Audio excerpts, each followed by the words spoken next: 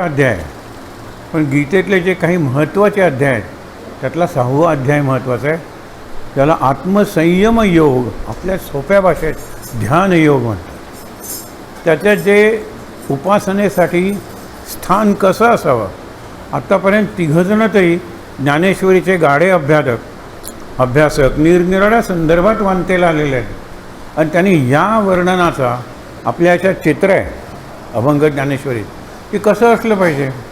मोर आहेत, वाहणारा झरा आहे, झाडं आहेत, शांती आहेत, उपासनेला बसायला निरनिराळ्या ठिकाणी झाडाच्या खालीसुद्धा योजना आहे.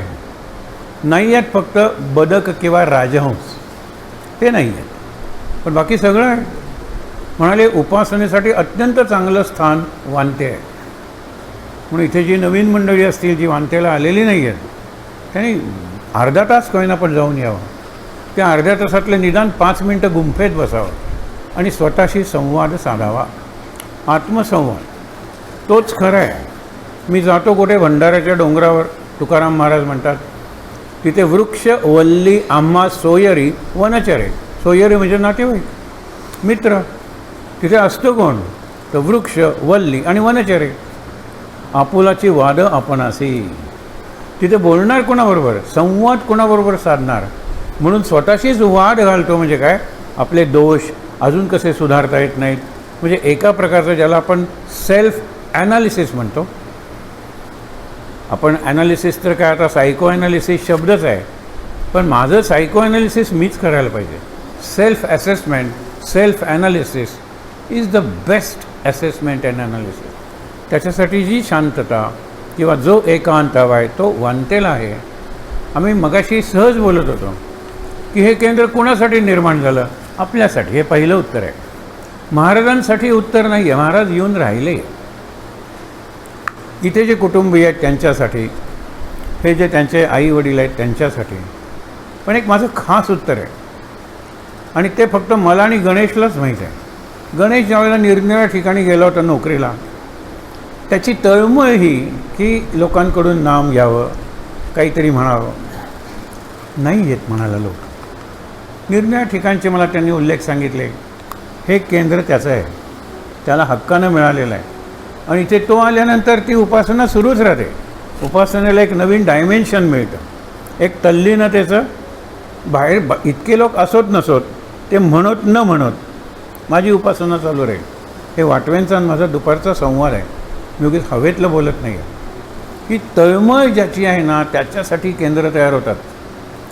लक्षात घ्या, तळमळ ज्याची आहे त्याच्यासाठी केंद्र तयार होतात, त्याच्यासाठी गुरु त्यांच्याकडे जातात आणि त्याच्यासाठी इतर सगळे सत्संग.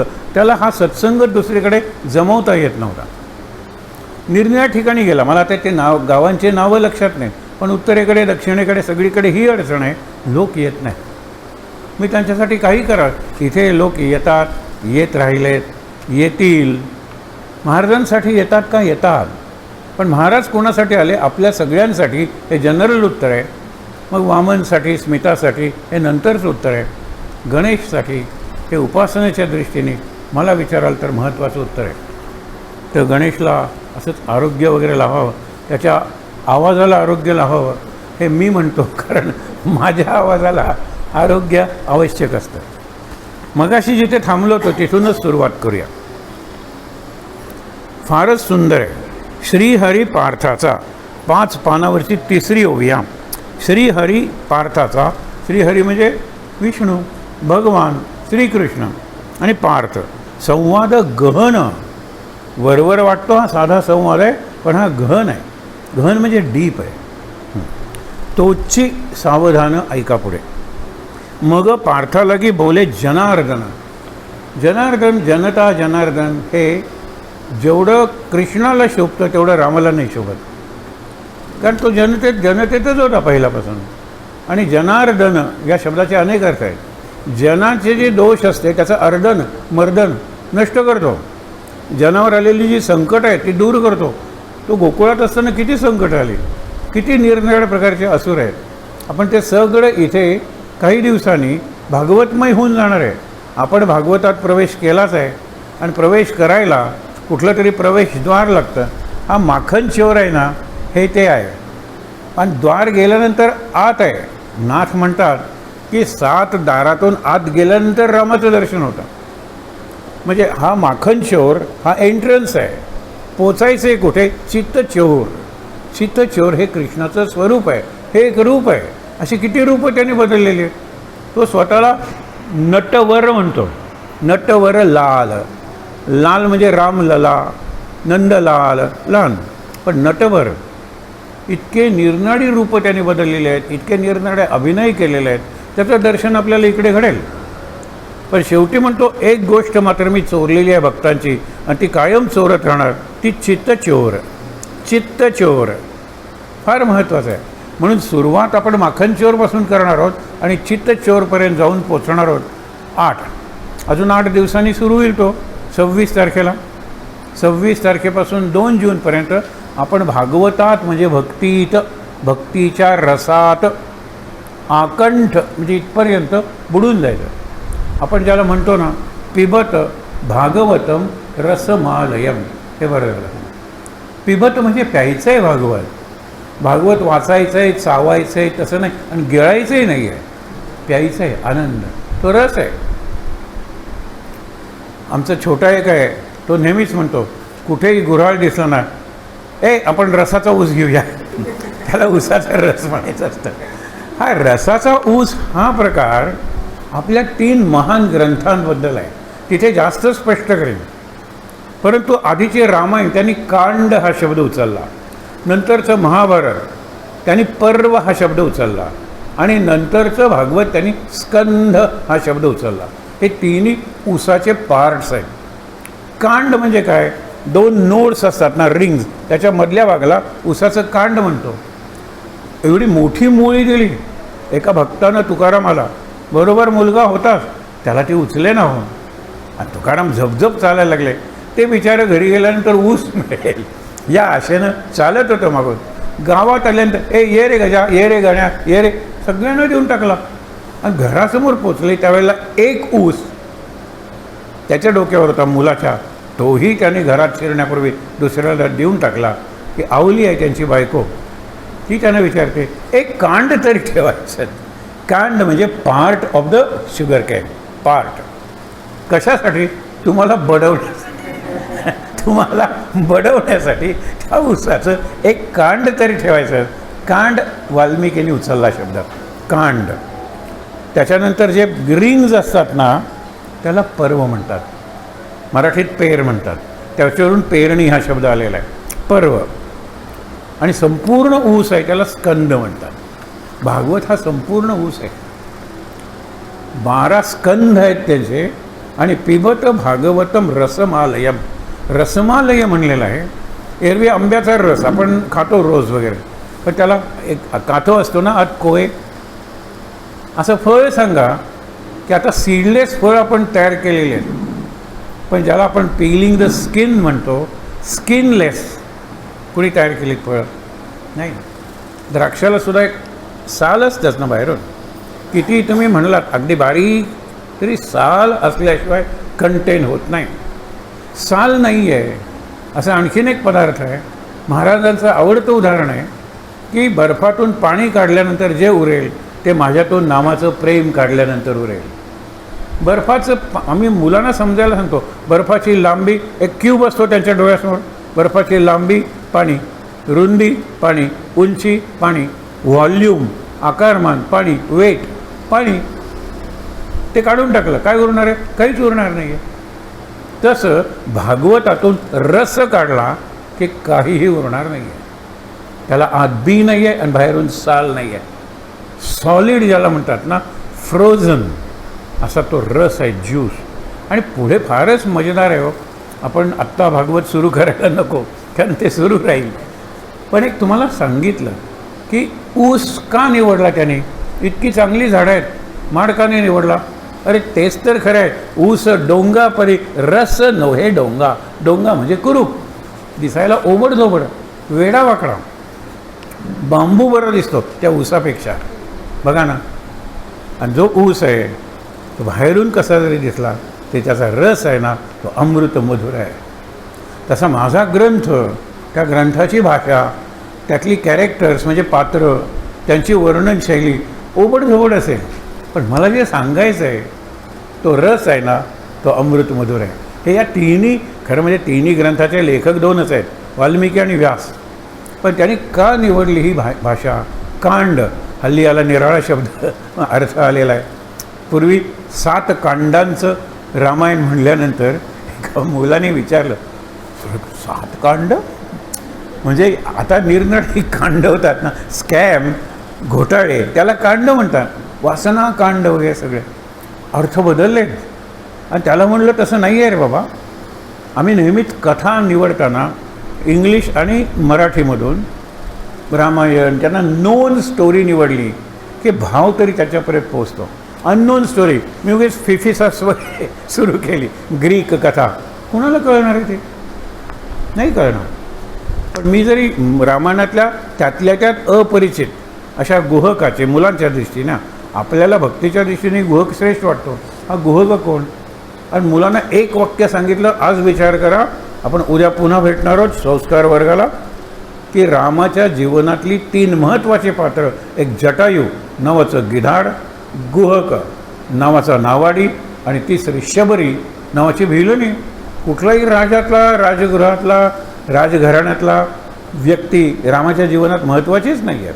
हेच 3, आणि हे 3ही वनवासात भेटलेले आहेत. जर तिथे त्याचा राज्याभिषेक झाला असता आणि रामाचं राज्य त्याच वेळेला सुरू झालं असतं तर हे लोक महत्त्वाचे ठरले नसते.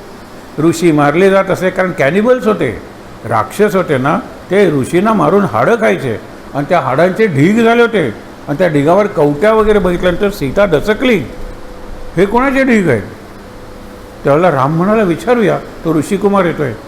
तो अत्यंत शांतपणे सांगतो, आमच्या गुरूंच्या हाडांचे आहेत. त्यावेळेला कोणी मूर्खासारखा प्रश्न, एका गुरुच्या हाडांचे एवढी ढीग टेकडी झालेली आहे. अनेक पिढ्या गुरूंच्या राक्षसांनी नष्ट केलेल्या आहेत, आणि तरीसुद्धा गुरु येत राहिले आणि आम्हीही येत राहिलो. कदाचित उद्या मी गुरु होईन. त्यावेळेला राम शपथ घेतो की हा सगळा भाग आहे राक्षसांच्यातून मुक्त करेल. मला ऋषींचं रक्षण करायचं आहे, परित्राणाय साधूनाम, त्याच्यासाठी विनाशायचं दुष्कृताम. आणि त्यांच्याकडे धनुष्यबाण होते.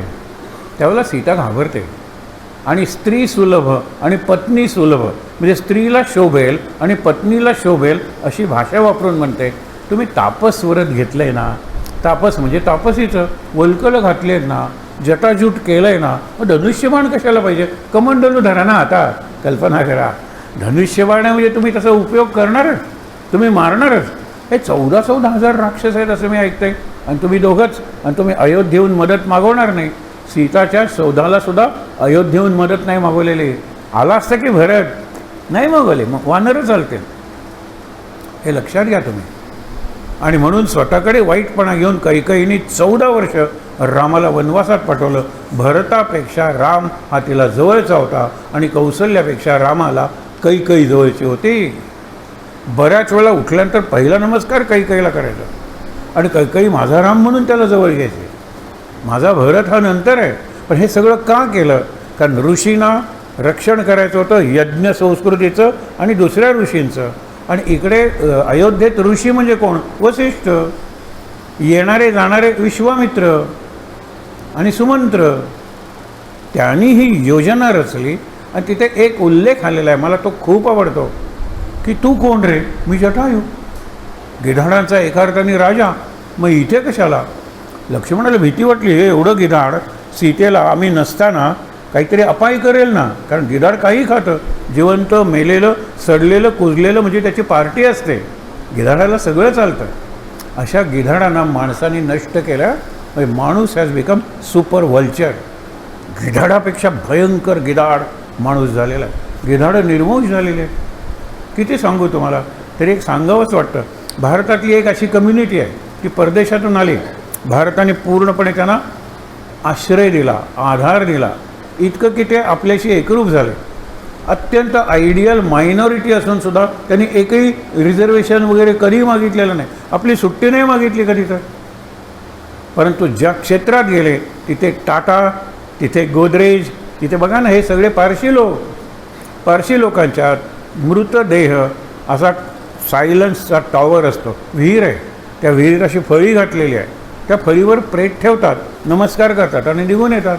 अरे क्षणात गिधाड येतात. आम्ही क्रिकेट खेळताना बघून सांगतोय, कूपर फॅमिली होती तिथे, कूपर इंडस्ट्री होती म्हणून पारशी फॅमिलीज होत्या, म्हणून त्या ग्राउंडच्या एका टोकाला दॅट टॉवर ऑफ सायलन्स. आणि पारशांना खूप आयुष्य, लगेच एखादा 6 महिन्यात मेला तर मग ते आल्यानंतर काय गिधाडे यायची, आणि गिधाडांचे पंख, 10 गिधाड आली ना तर सूर्याला झाकेल एवढे पंख त्यांचे. आल्याबरोबर फाडशा अर्ध्या तासात काही नाही, मग कुत्री शिरायची, कारण गिधाडांनी खाताना हाडं खाली पडली की ती कुत्री तोंडात घेऊन निघून जायची. संपलं, डिस्पोजल ऑफ डेड बॉडी. आता गिधाडच नाहीत म्हटल्यानंतर पारशांनी करायचं काय? त्यांच्यात 2 मत आहेत, पुरायचं किंवा जाळायचं. जाळायचं तर पारशी हे पर्यावरणवादी आहेत, very civilised and enlightened people, तर ते म्हणतात की लाकडं कशाला करे, विद्युत दाहिनीत, विद्युत दाहिनीपर्यंत पोचलेत ते, कारण शक्यच नाही, ते डिस्पोज होतच नाही बॉडी. हा सगळं सांगायचं कारण ते जटायू नावाचं गिधाड लक्ष्मणाला सांगते, अरे घाबरू नकोस, तुम्ही ज्या वेळेला नसाल त्यावेळेला आय एम अपॉइंटेड, हा शब्द आहे, नियोजित, माझं नियोजन केलेलं आहे इथे. आता कुणी केलेलं आहे? आय एम अपॉइंटेड बाय, तुम्ही ठरवा, सुमंत्र आणि वसिष्ठ. दशरथाला माहितीही नसेल. I am appointed to protect Sita in your absence. Sanskrit भाषांतर तुम्हाला सांगितलं. ते अपॉइंटेड म्हणजे काय? ती योजना आहे. सगळं रामायण सांगत बसत नाही. आपण हे बघूया, श्रीहरी आणि पार्थ यांच्यातला संवाद पुढे काय म्हणतो. त्याचे सुंदर एकचित्त शब्द आपण वापरतो. आमचे एक मराठीचे शिक्षक दत्तचित्त शब्द वापरायचे, तो ज्ञानेश्वरीच. दत्तचित्त म्हणजे तुझं कॉन्सन्ट्रेशन इज दत्त, गिव्हन टू यू. माणूस आहेस ना, बुद्धी आहे ना, मग बुद्धी कॉन्सन्ट्रेट करायला वापर, मेडिटेट करायला वापर, डिस्ट्रॅक्ट करायला कशाला वापरतोस?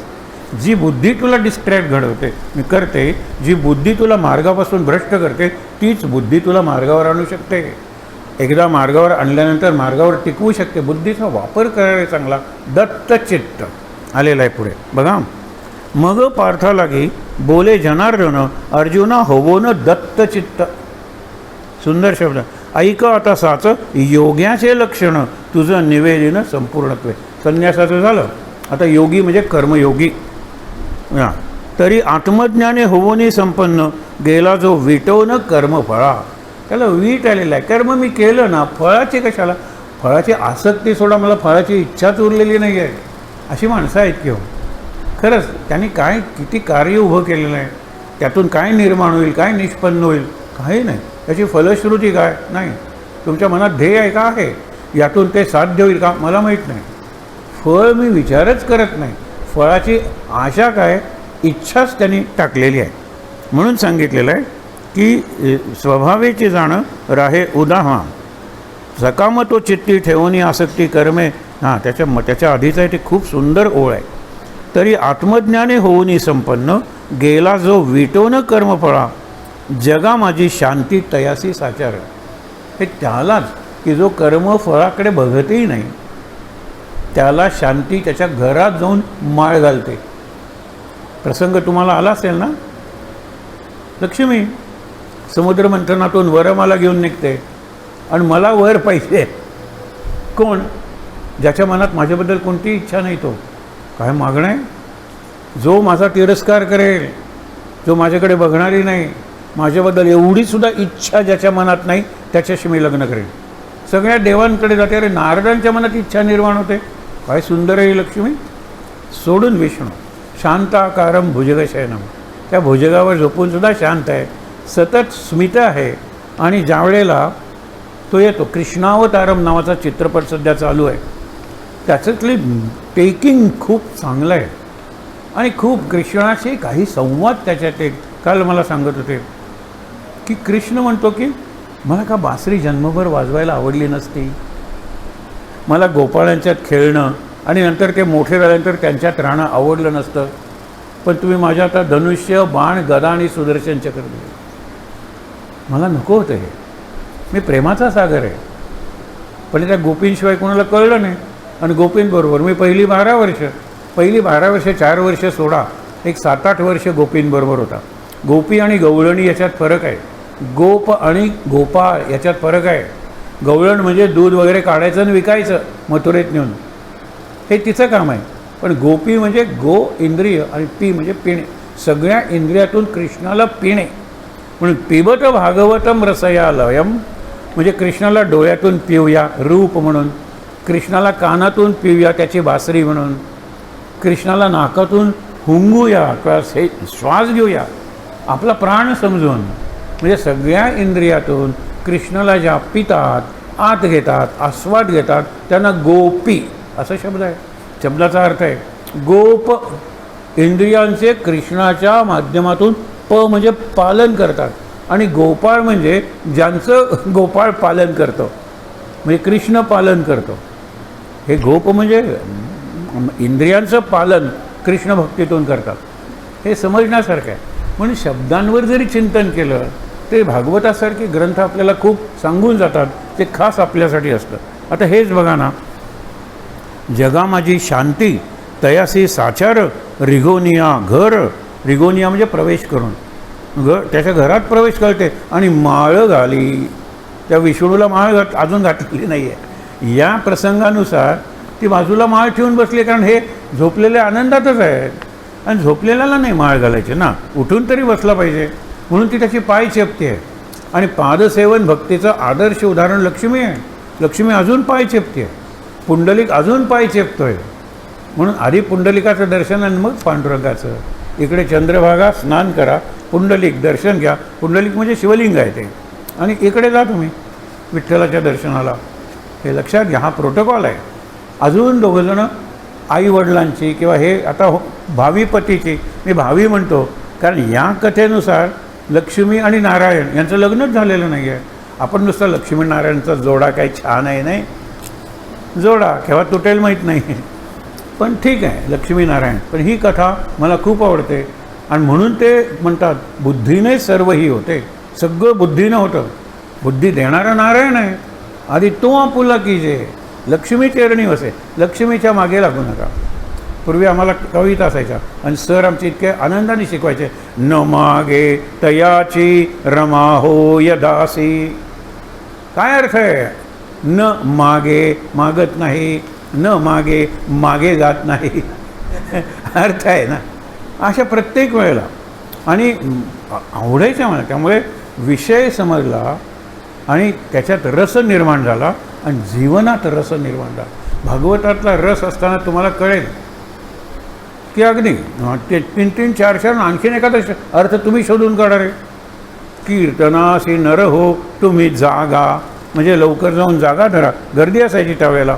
कीर्तनासी नर हो तुम्ही जागा, जागे राहा, झोपू नका.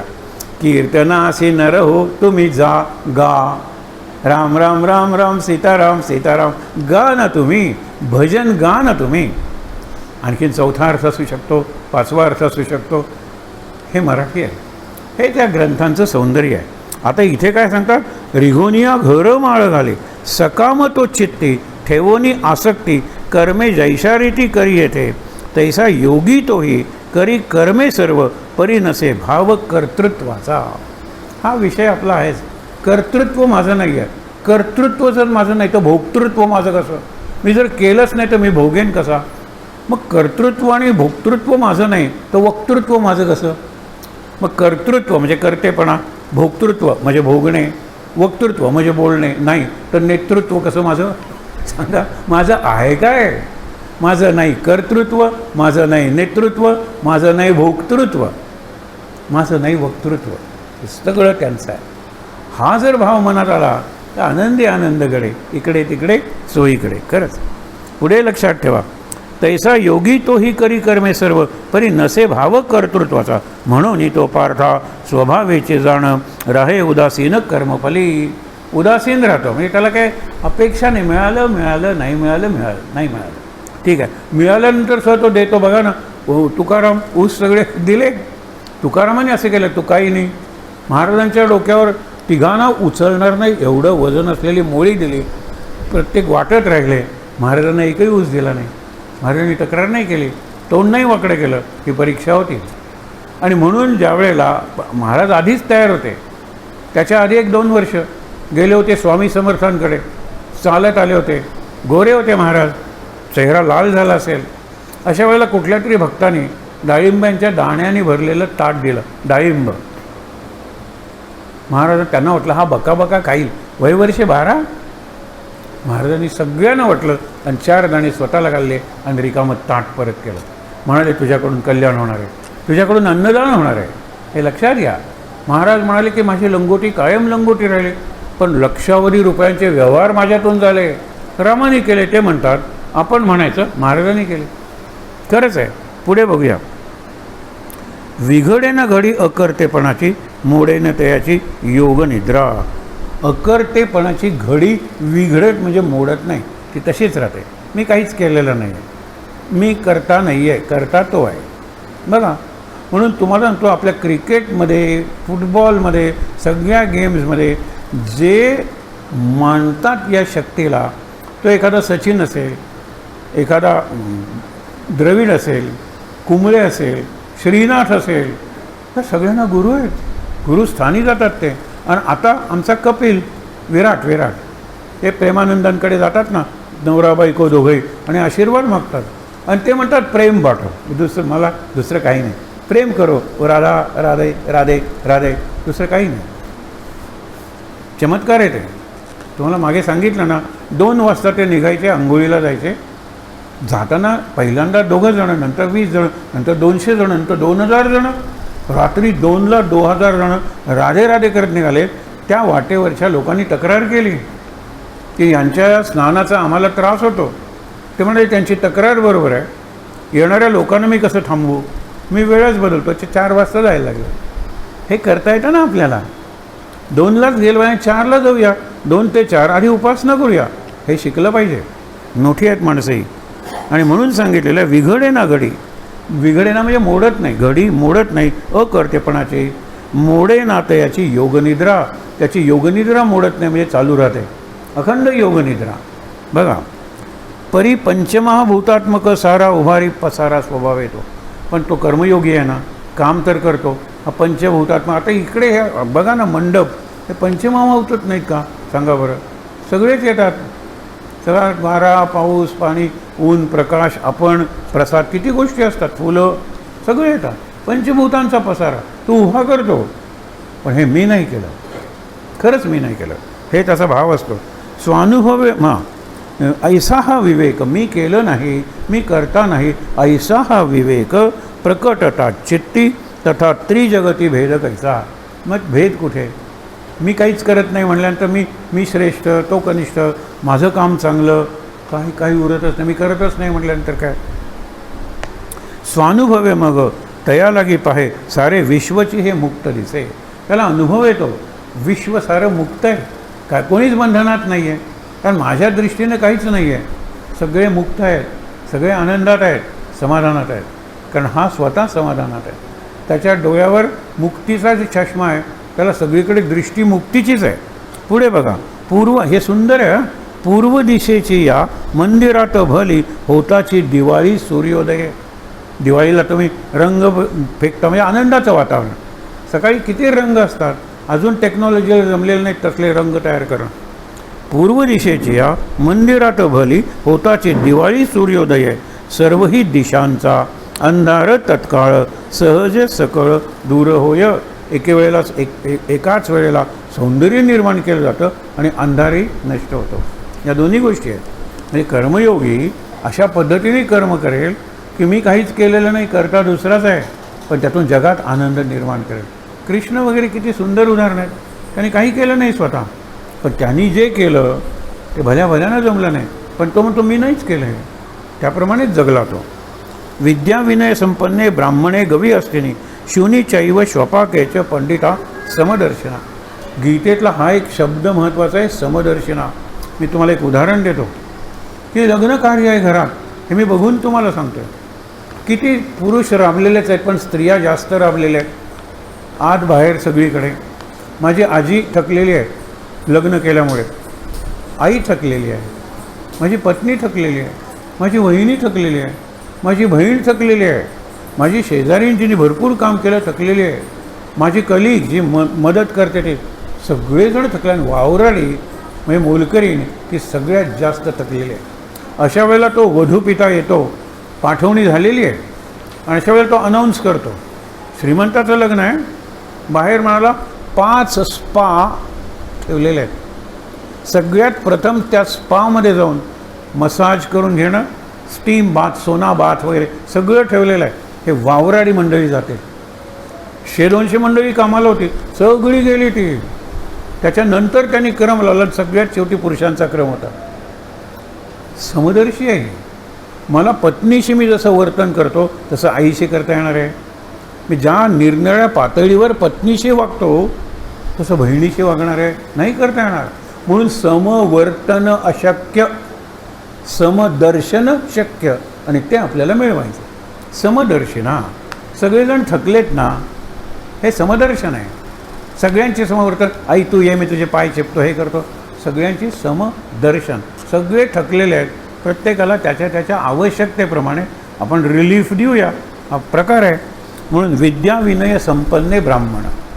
ज्ञानी माणूस आहे तो विद्या पण विनय यांनी संपन्न आहे. नुसता विद्या आणि ॲरोगंट नाही आहे, व्हेरी पोलाईट, अत्यंत चांगला. गवी म्हणजे गाय, म्हणजे कुणा एक विद्वान ब्राह्मण. ब्राह्मण म्हणजे का सांगितले, पुढे चांडाळ सांगितले म्हणून मी ब्राह्मण शब्द वापरतो.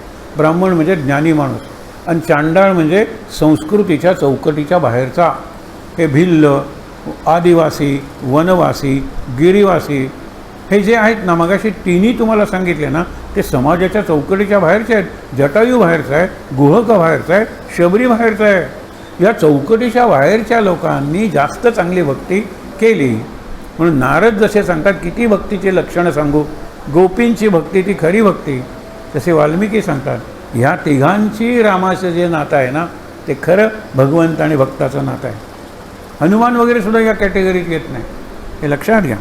म्हणून विद्या ब्राह्मणे गवी म्हणजे गाय, हस्तिनी म्हणजे हत्ती, शुनी म्हणजे कुत्र, त्याच्यावरून सुणे शब्द आले. शुनी, श्वपाक आहे, श्वपाक म्हणजे चांडाळ.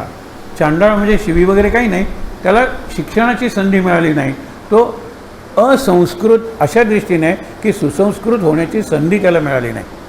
आणि पंडिता समदर्शिना, पंडित म्हणजे जे खऱ्या अर्थाने विद्वान आहेत ते या सगळ्यांच्यात एकच परमेश्वर बघतात. म्हणून गीता प्रेसच्या एका चांगल्या पुस्तकावर ते चित्र आहे, त्याच्यात हत्ती आहे, हत्तीच्या गंडस्थळावर विष्णूचं चित्र आहे. तो चांडाळ जातो आहे, त्याच्या छातीत कृष्ण आहे. तो विद्वान आहे, त्याच्या छातीवर कृष्ण आहे. गाय आहे, गाईच्या पोटात कृष्ण आहे. कुत्र आहे, कुत्र्याच्या पोटात. सगळीकडे विष्णू व कृष्ण आहे. हे समदर्शन आहे. याच्यात हे हा चांगलं ते वाईट नाही, ते समदर्शन नाही आहे. सोपा शब्दानं सम म्हणजे सारखं, दर्शन. पंडिता समदर्शना, हे लक्षात ठेवा. त्याच्यासाठी उदाहरण दिलेले. मग हा मशक, मशक म्हणजे कीटक, बारका कीटक, अथवा हा गज किंवा अंत्यज, अंत्यज म्हणजे अस्पृश्य वगैरे. आणि ब्राह्मण, पहिलं तो परका, दुसरा तो परका, आणि आपला तो ऐल. ऐल म्हणजे या तीरावरचा, पैल म्हणजे पलीकडचा. तेथे हा आपुला कोठून उरला भेद ऐसा, पहिलं तो परका, येथ तो आपुला, कोठून आला भेद ऐसा.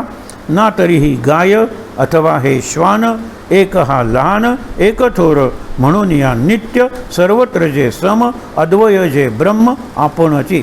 समदृष्टीचे हे वर्म ऐसे भले, तया कळो आले संपूर्णत्व. हे जे कर्मयोगी आहेत ना, त्यांना हे समदृष्टीचं वरदान मिळालेलं असतं. ना तरी असो, हे पवनाची किती सुंदर या शंकराचार्यांची वगैरे उदाहरणं आहेत, पण ज्ञानेश्वरांची आवडती आहेत बघा. ना तरी असो, हे पवनाच्या मेळे, वाऱ्याच्या योगाने, जळी जळ लोळे, हे कल्लोळ येतात ना, लाटा येतात, पाणी स्थिर आहे, बरोबर. वारा आला, पाणी हालायला लागलं, काय सुंदर लाटा आल्या. लाट हा निराळा पदार्थ आहे. तेच पाणी आहे, हालायला लागलं की तुम्ही लाट म्हणता. बघा, तीच माती आहे, अशी चौकोनी केली वीट म्हणता, विटा उभारल्या भिंत म्हणता, 4 भिंती केल्या घर म्हणता. एकच आहे सगळं. नाव रूप निराळी आहे. दागिना अलंकार भांगर, आपल्या देहावरचं रूप आहे त्याप्रमाणे त्याची नावं आहेत. त्याला आपण भांगतिळा म्हणतो, ही कर्णकुंडल म्हणतो, ही नथ म्हणतो, बाजूबंद, बाजू म्हणजे आर्म ना, बाजूबंद, ही मेखला. मी आणखीन कशाला नावं सांगू तुम्हाला उदाहरण सांगतो. हे सगळं सोनं आहे. Essentially it is all gold. नाम आणि रूप बदललं कारण स्ट्रक्चर आणि फंक्शन बदललं. फंक्शन बदललं. आता भांगतिळा बाजूबंदासारखा करतील का सांगावं, आणि बाजूबंद भांगतिळासारखा करतील का? नाही ना. स्ट्रक्चर आणि फंक्शन दे आर को रिलेटेड. स्ट्रक्चर बदलायचे. आज तुम्हाला खरंच सांगतो ना, ही बोटं आहेत ना, बोटं सुंदरपणे सगळ्या अवयाला येतात. पायाची नाही आहेत. पायाचा अंगठा दुसऱ्या बोटांना चिकटवून दाखवा बरं. नाही, आपोआप नाही चिकटे. याच्यात नृत्य आहे, याच्यात मुद्रा आहेत, याच्यात ब्रश धरून चित्र आहेत, याच्यात टाक धरून लेखणी आहे, याच्यात काय नाही आहे. कल्पना करा. माकडाची सुद्धा बोटं अशी नाही आहेत. आणि बाकीचं वेब फूट आहे. बदक वगैरे बघितलं तसं वेब असतं, पण ते पटाक चालतं. आपल्याला चालण्यासाठी पाया पाहिजे, उभं राहण्यासाठी. त्याच्यासाठी ती बोटं एकमेकाला टेकत नाहीत. काम करण्यासाठी ही बोटं पाहिजेत, आणि बाकीची बोटं तेवढी एकाला एक चिकटून शक्ती निर्माण होत नाही. तुम्ही असा हातोडा उचलून दाखवा बरं. पण thumb in combination with all other fingers has done wonders. Thumb is called mister external brain. Brain पंख देतो, त्याला पाय अंगठा देतो. कल्पना करा. प्रयोग वगैरे प्रयोगशाळेत हाताशिवाय कसं शक्य आहे, आणि अंगठ्याशिवाय काय शक्य आहे? तुम्ही असं धरून दाखवा. आता आपण म्हणतो तिला पाय नाहीत तरी तिने चित्र काढलं, हे अपवाद आहे. मला ह्या माझ्या 2 बोटात काही शक्ती नाही. काही उचलायचं म्हटलं तर मी फक्त कागद उचलू शकेन, हे लक्षात ठेवा. पण ह्यानी मी हातोडासुद्धा उचलू शकेन. म्हणून in combination with all other fingers माणसाने जी प्रगती केलेली आहे ना, त्या प्रगतीचा जसा ब्रेन आहे ना, तसा एक्सटर्नल ब्रेन आहे अंगठा, थंब. इतका महत्त्वाचा आहे. पण आपण त्याला निरनिराळे अर्थ देतो. मी अंगठा छाप, मला दुसरं काही येत नाही. आम्ही काय अंगठा उठवायचा, सांगेल तिथे मतदान वगैरे न विचारता करायचं. पूर्वी अंगठा दाखवणं ना, त्यांनी काय मला, मी गेलो मदतीला, त्याने अंगठा दाखवला, काही नाही. आता थम्सअप, आता दोन्ही थम्सअप. मी म्हणतो पायाला सुद्धा जाऊन आहेत की काय दाखवा चारी. Thumbs up. ते हे कुठली भाषा आहे? एव्हिएशनची आहे. विमान वगैरे आहे वगैरे. आता व्यवस्थित करा, you go straight and take off. त्यावेळेला तो असं बोट करतो. ओके. आम्ही सगळीकडेच ते उचललं. पास होणार का? हो. किती मार्क? 50तले 17. 18ला पासिंग आहे, 17 त्रिक 51 ना. मी सरांना सांगेन. पण 33 त्रिक 99 ना. तिथे बघा मुद्दा काय आहे की सगळीकडे आपण फक्त अशा पद्धतीने विचार करतो की मी कुणीतरी करताय, इतरांपेक्षा श्रेष्ठ आहे, आणि म्हणून मी भोगताय, मी त्याचा उपभोग घेतला पाहिजे. उपभोगाची कल्पनाच टाकून टाका. ते मला मिळणार आहे तर मिळणारच आहे, आणि मिळणार नाही तर मिळणार नाही, हातातून निसटून जाईल. मागे तुम्हाला सांगितलं होतं हे प्रारब्ध वगैरे अनेक गोष्टी या स्टोरीत आहेत. हां, डायल 100. पोलिसांवरची अजूनही सिरियल कधी कधी दाखवतात. त्याच्यात एक आहे नट, इन्स्पेक्टर आहे, देवावर वगैरे काही विश्वास नाही. देव नाही तर दैव कसलं? आधी ए येतो नंतर आई येतो ना. देवच नाही मी मानत, दैव काय मानू? ती मित्राची बायको सांगते, भाऊजी तुम्ही काही म्हणा, दैव असतं. त्याला डेस्टिनी म्हणायचे, प्रारब्ध. इतक्यात ती आणून ठेवते गुलाबजामुन. वही बघा गुलाबजामुन, कसलं दैव, मी खातो. इतक्या दारावरची बेल एवढी कर्कश वाजते. तो म्हणतो कोण आलं? नकळत ठेवतो. तो म्हणे ट्रिपल मर्डर झाला आहे साहेब, पंचनाम्याला तुम्ही आला पाहिजे. गेले, सांगतो ते गुलाबजामुन ठेवा, माझं नाव आहे, तर मी खाणार आहे. ते आल्यावर जातो, पंचनामा करतो, परत येतो, वहिनी आणा गुलाबजामुन, खातो. मी ठरवलं ना खाणार, कुठे दहीवालामध्ये, भाऊजी खा आधी. मी तुम्हाला पोचवायला गेले ना दारापर्यंत, तुमचे गुलाबजाम मांजराने खाल्ले. तुमचे हे घडले, तुमचे गुलाबजाम मांजराने खाल्ले. मी माझे गुलाबजाम, अरे कोण तू आणि कसले तुझे गुलाबजाम? असं नाही आहे, मला मिळणार ते मिळणारच, आणि मिळणार नाही ते मिळणार नाहीच, हे अगदी लक्षात ठेवा. पुढे जाऊया ना आपण. आणि म्हणून त्यांनी तैसे नामरूप तयाचे तू जाणं एरवी संपूर्ण ब्रह्मचितो. नाम रूप बदलले हो, आपली नामं बदलली तर रूपं बदलली. ही फार चमत्कार. आपण बायोडायव्हर्सिटी म्हणतो ना, त्याच्यात किती निरनिराळ्या प्रकारचे कीटक आहेत, किती निरनिराळ्यांचे पक्षी आहेत वगैरे वगैरे. अरे आपली बायोडायव्हर्सिटी किती आहे. आपल्याला खरंच 2 डोळे आहेत आणि 2 डोळ्यांच्यामध्ये सगळ्यांचं नाक आहे, नाही तपासून बघा बरं आहे ना. तरी प्रत्येकाच्या नाकाची ठेवण निराळी, प्रत्येकाच्या डोळ्याचा रंग निराळा, प्रत्येकाचे केस निरा. किती रूप आहेत सांगा बरं. घटाघटाचे रूप आगळे, पण तो घट आहे हे लक्षात ठेवा. आणि घट मातीचा म्हणलेला आहे. माती पाणी उजेड वारा, तूच मिसळशी सर्व पसारा. आकाशाची मग ये आकारा, तुझ्या घटांच्या उतरंडीला नसे अंत ना पार. तू वेडा कुंभार. त्या वेडा कुंभाराचा महिना आहे सध्या.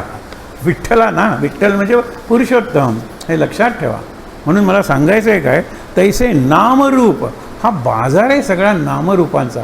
बाजारात जाऊन आपण म्हणतो की हे कांदे कसे दिले पांढरे, हे तांबडे कांदे कसे आहेत, हे छोटे कसे. कांदेच आहेत शेवटी ना आहे, पण त्याच्यात फरक आहे.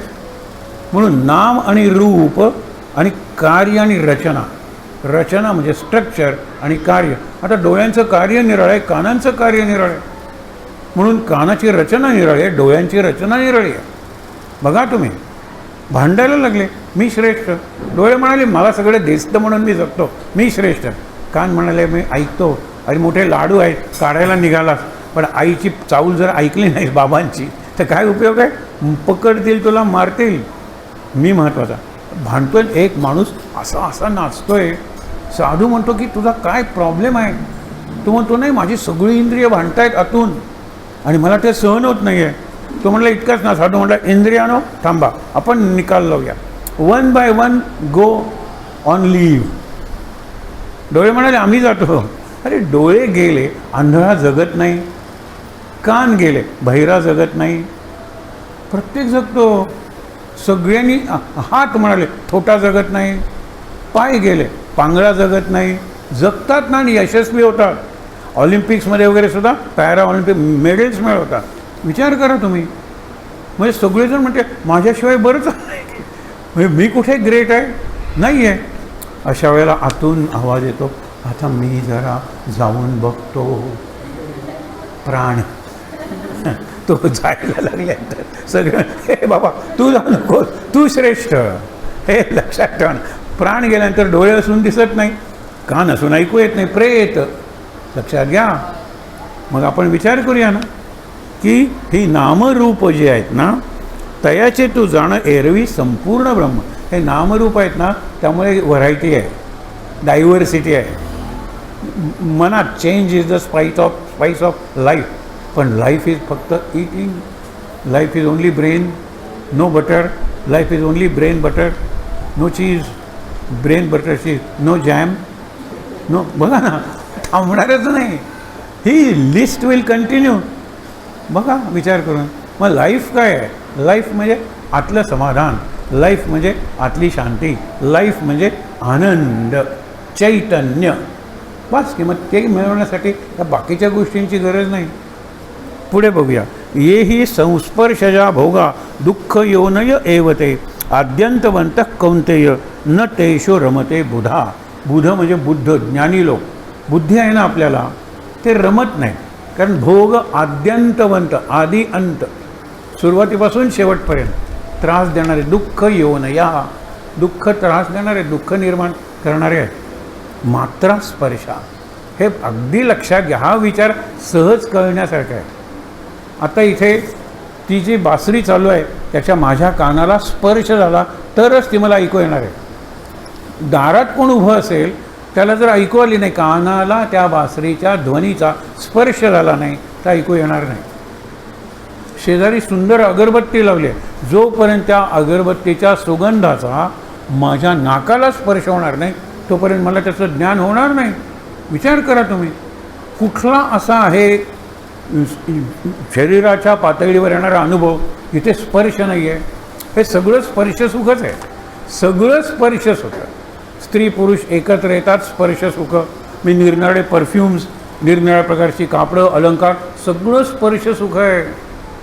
आणि म्हणून स्पर्शातून मिळणारी सुख आहेत ना ते आधीपासून अंतापर्यंत दुःख देणारी आहे. मग स्पर्शाशिवाय सुख आहे की? ऐक, मी महाराजांच्याकडे बघतो ना, कुठला स्पर्श आहे? हां, मला दिसतात महाराज वगैरे, महाराज मला स्पर्श करतात. He touches me and he spirit, त्यांचं जे चैतन्य आहे ना ते मला जिवंत ठेवतं. हा जो टच आहे ना दॅट इज डिवाइन टच.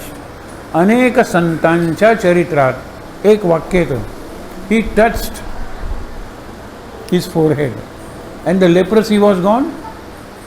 जीजसच्या म्हणजे किस्ड ऑन हिज फोरहेड. तो जो एक आलेला होता त्यांनी ओठ फक्त लावले आणि तो बरा झाला. त्यांनी तुडवलं कुणी? गजानन महाराजांनी, आणि तो त्याची गंगा भारती बरा झाला, त्याची लेप्रसी बरी झाली.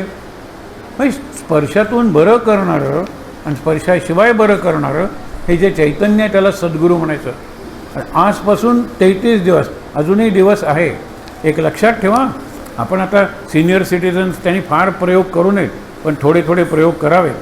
15 दिवसावर परीक्षा आली होती आणि मी म्हटलं, अरे 15 दिवसावर परीक्षा आली, आता तरी अभ्यासाला सुरुवात करा. एका मुलीचा हातवर, नाही सर, 15 दिवस आणि 15 रात्री परीक्षेला आहे.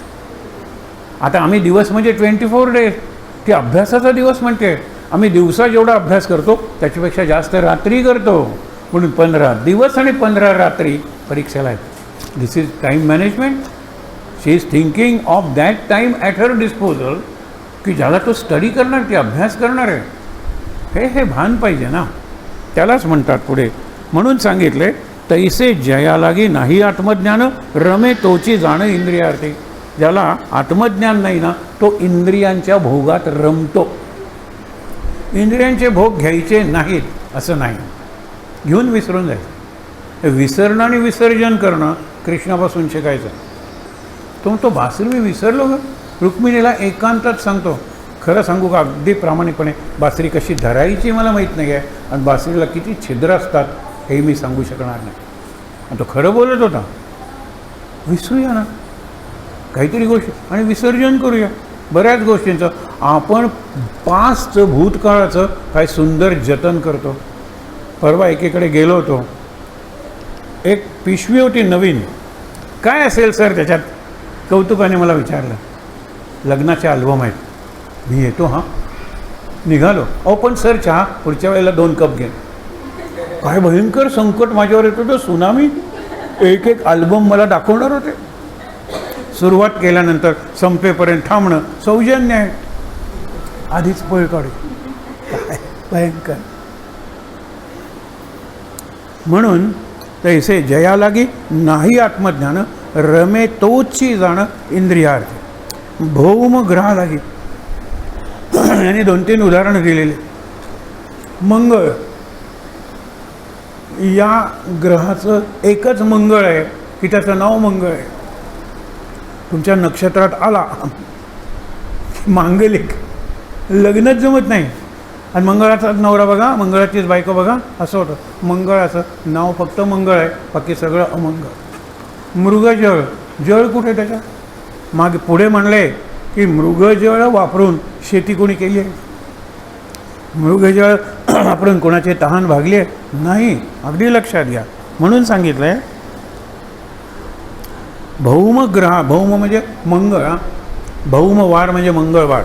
भौमग्रहा लागी बोलती मंगळ, मृगजळा जळ संबोधिती. तसंच भोग सुखा लागी तैसे जाणवाया सुख म्हणून या. भोग सुख कसलं ते? आद्यंत रोग आणणार आहे. एक आहे रोग, दुसरा आहे त्याग, आणि तिसरा आहे योग. त्यागातून भोग ही फक्त आपली संकल्पना आहे. सकाळी मी जे वाक्य वापरलं होतं ते त्यांचं वाक्य आहे. You cannot eat the cake and have it too. Cake खायचं आहे आणि ठेवायचं आहे. आम्ही म्हणतो नाही, द्या म्हणजे उरेल. हे त्यांना पटतच नाही. प्रसंग सांगितल्याशिवाय राहत नाही. इंगरसोल नावाचा नास्तिकच तसा.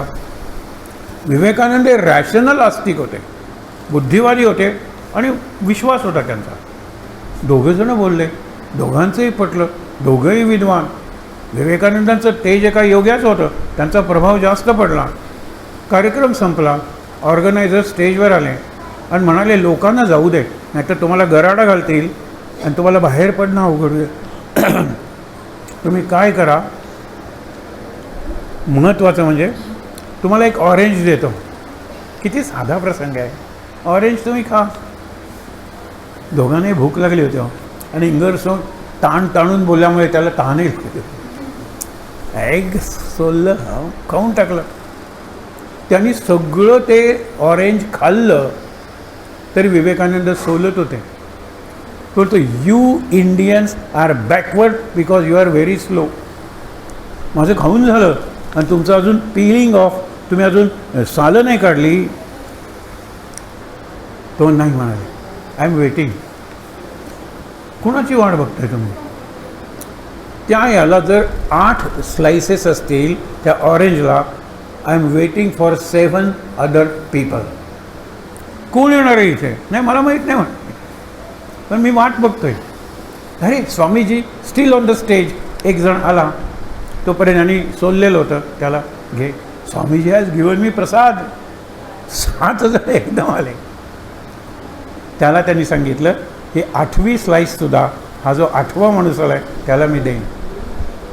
सगळ्यांना ते सांगत असतील. स्वामीजींनी आम्हाला स्लाईस दिली. 25 वर्षांनी जरी भेटला तरी म्हणेल, Swamiji you remember that day Wien you offer me 1 slice of orange. Remained. तुझी 3 तासात शरीरातून बाहेर जाईल. मूत्र किंवा मल बनून तुमच्यात टिकतं काय? तेन त्यक्तेन भुंजिता. त्यागातून भोग घ्या, द्यायला शिका, म्हणजे ते उरेल. कोकणीतली एक म्हण मला खूप आवडते. लाडू स्वतः खाल्लास तर 3 तास उरेल, दुसऱ्याला दिलास तर जन्मभर उरेल. हे 2 मित्र, घडलेली घटना आहे. एकाचा टिफिन विसरला, दुसरा म्हणतो आहे ते आपण खाऊया, त्याला 2 लाडू दिले होते. एक त्यांनी त्याला दिला. पुढे तो मोठा इंडस्ट्रियलिस्ट झाला आणि कित्येक वर्षांनी ते भेटले. म्हणाले, खरं सांगू का, आयुष्यात इतके लाडू खाल्ले, पण तो लाडू अजून माझ्या स्मरणात आहे. कुठला लाडू? हा विसरूनही गेला ना. मी डबा विसरलो होतो इंटरवलला, तुझ्या आईने 2 लाडू दिले होते, त्यातला एक तुम्हाला दिला, तो टिकला, आणि मी खाल्लेला लाडू दुसऱ्या दिवशी शरीरातून निघून गेला होता. त्यागातून भोग, हे फक्त भारतीय संस्कृती शिकवते. म्हणून नैवेद्य दाखवणं, आधी त्याग, नंतर भोग. आधी गोग्रास, आधी अतिथीचं जेवण, आधी आणि नंतर भोग. हा एक लक्षात ठेवा. म्हणून सांगे सर्पाची या फणीची सावली, शीतल केतुली मूषक असे. मूषक असा बसलेला आहे आणि वरती सर्प असा आहे. जर कोणीतरी म्हणलं एखाद्या मांजराने, मजा आहे बाबा तुझी, तो म्हणतो जीव मुठीत धरून बसलो. ही जी सावली आहे, सर्प सावली धरून बसलाय, कधी खाऊन टाकेल. सर्पाच्या फणाच्या सावलीत उंदीर शांत राहू शकेल का? शंकराचार्य गेलेले शृंगेरीला, सरोवर आहे, तळ आहे, पायरीवरून जात आहेत. अजूनही त्यांनी तिथे मूर्ती ठेवली आहे. ती पायरीवरून जाताना बघतात, जरा थांबा रे, इतकं प्रचंड ऊन आहे, सगळं खालचं वगैरे सुद्धा तापलेलं आहे. अशा वेळेला या बेडकाला तो सर्प आपल्या फणाची सावली देतोय. बघूया. कितीतरी वेळ तटस्थ तो बसलेला आहे सर्प, आणि तो खरंच त्या बेडकाला सावली देतोय. जिथे वैर विसरलं जातं तिथे आपण मठ स्थापन करूया, शृंगेरी मठ.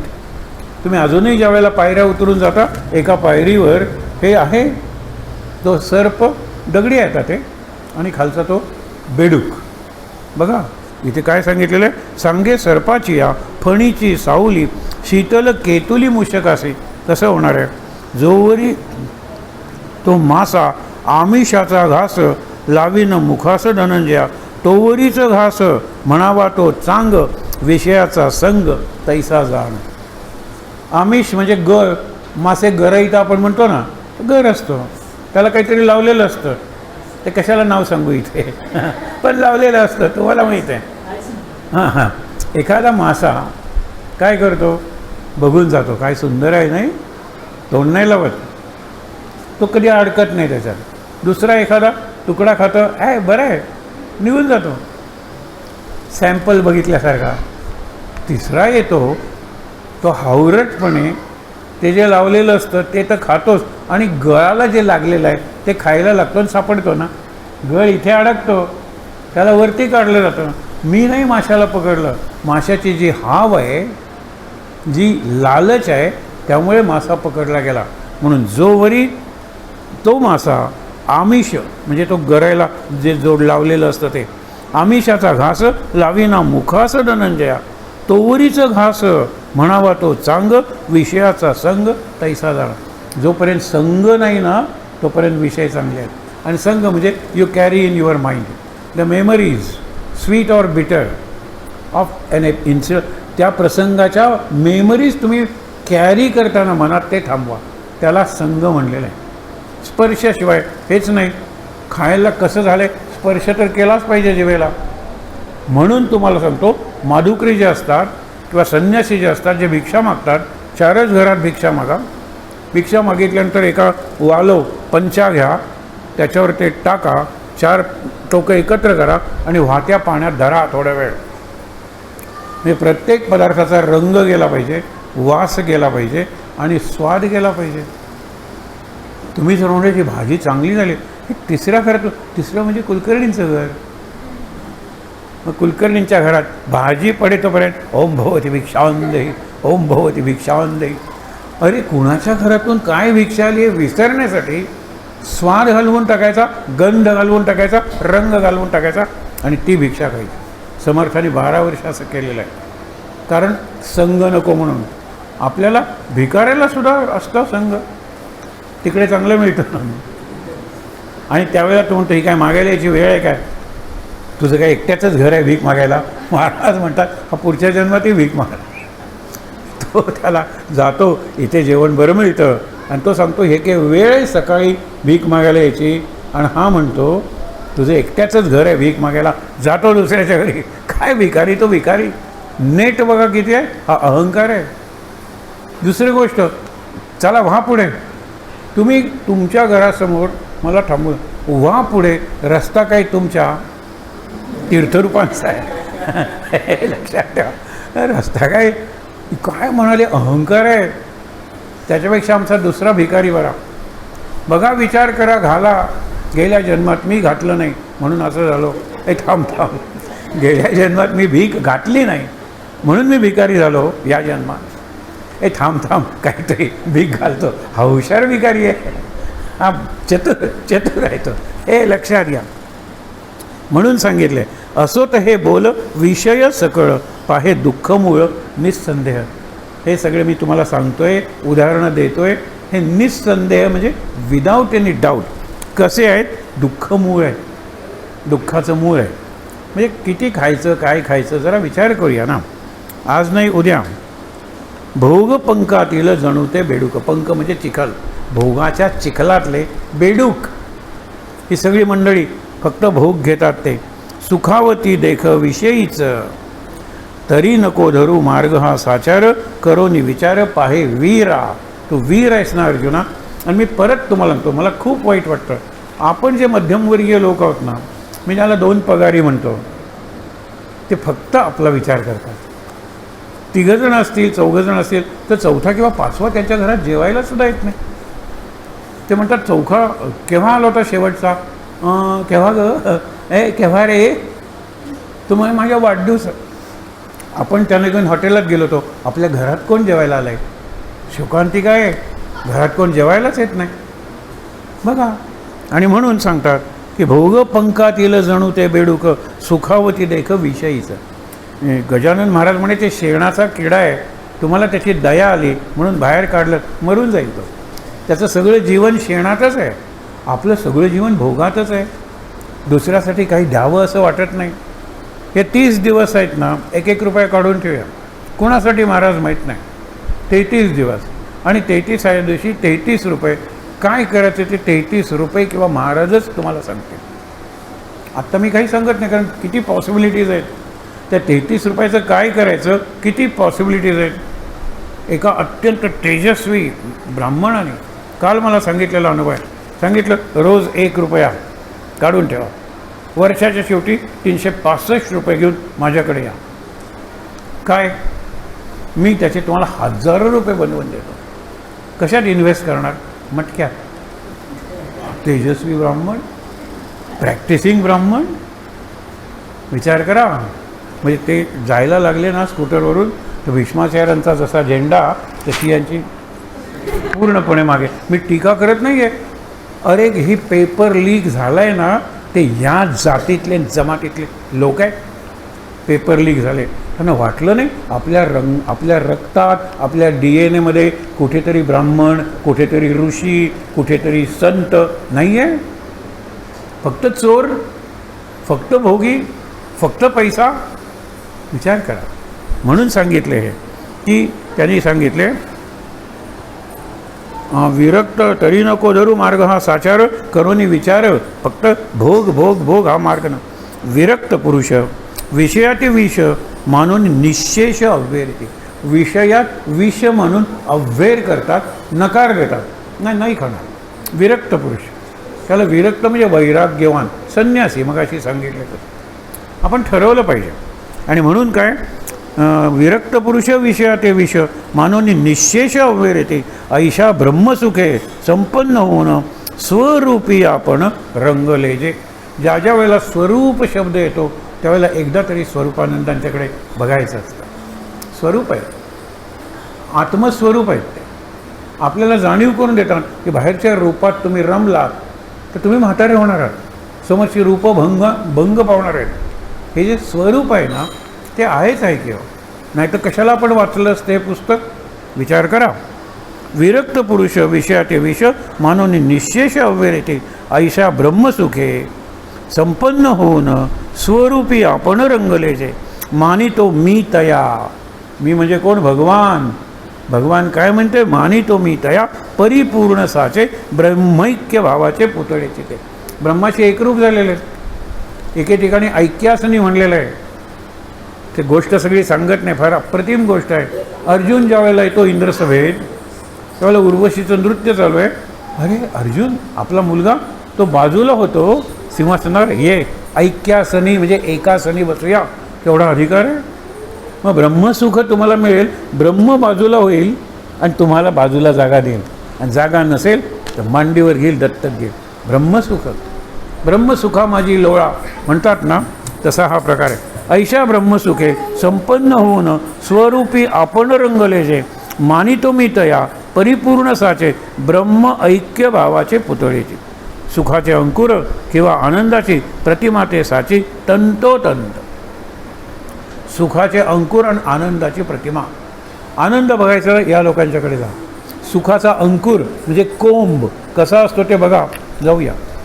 हा जो कोंबात आहे ना, त्या कोंबचा एक खरं आहे अंकुर. आता हे केंद्र सुरू झाल्यानंतर चांगल्या पद्धतीने कोंब अंकुरायला लागेल, जाणवेल तुम्हाला.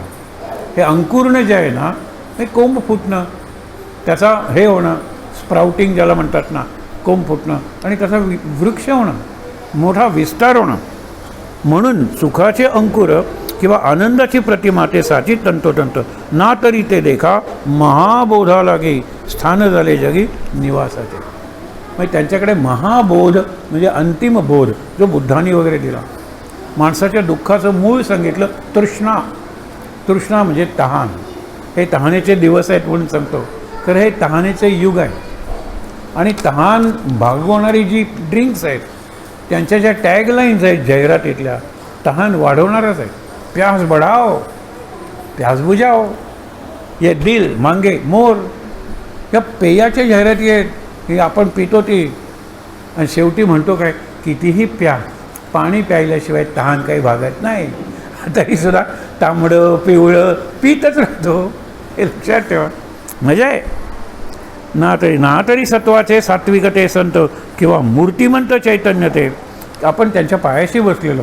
हे सगळं महाराजांचं वर्णन आहे. सत्वाचे सात्विकते संत किंवा मूर्तिमंत चैतन्य ते असो हे एकैक वर्णिता अपार म्हणून विस्तार पुरे आता.